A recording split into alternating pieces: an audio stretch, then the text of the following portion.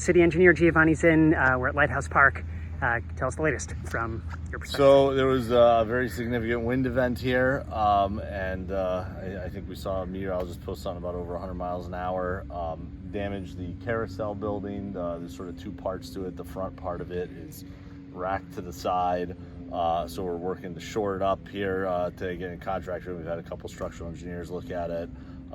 Fencing around the site, stabilizing it, and then coming up with a plan to restore it eventually. Can you tell us what shoring up means? What kind of work needs to happen to stabilize the building? So basically, they're 4x4 post towers that are braced together. There's probably eventually 24 of them to support the building because it's lost its lateral stability and some of the columns have fallen.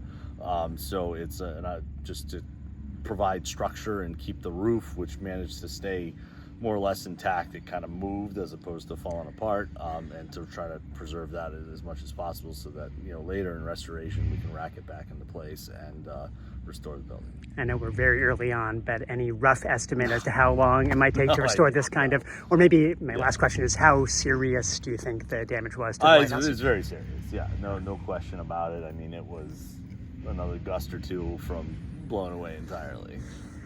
So it's very significant. It's a historic building. We want to make sure that whatever we do is historically appropriate.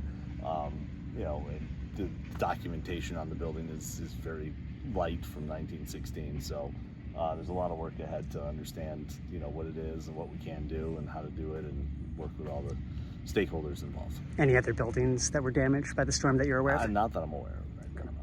Thank you very much.